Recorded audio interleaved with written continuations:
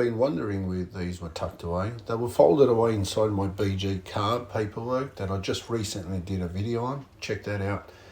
So this is back in 2008, built and dynoed by Bill at BK Race Engines. We see here the first run with the carbs out of the box and all under 5,500 RPM. It's already making stout big block territory of torque and power.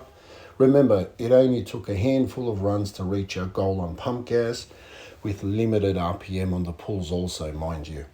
We see here the power valve block-offs installed already, a little more RPMs on this second run, and already it's at 670 plus horsepower at 6,400 RPM.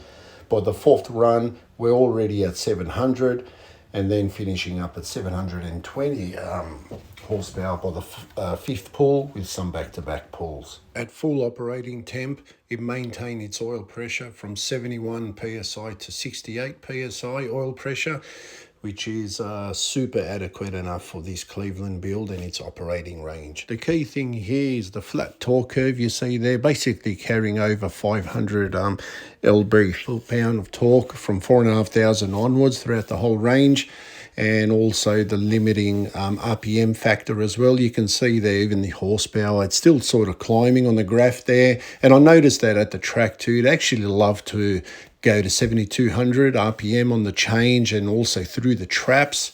So with this pump gas street tune configuration in the 3,000 lb race ready car, it ran 940 at 148 mile per hour on its first meet.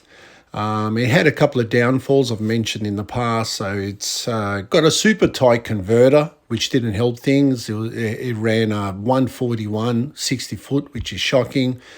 It's also got the tall first gear, the 2-speed glide, which also didn't, help things, being the tight converter in that, which is a double whammy.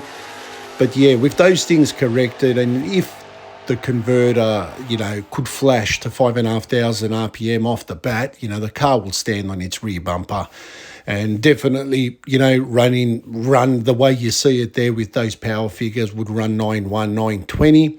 But it did run 9.1 just with a simple pulley change.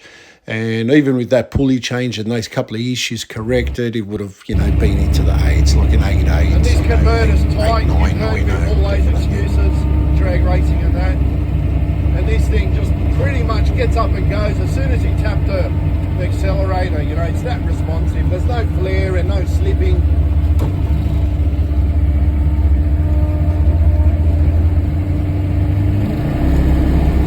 Just very responsive.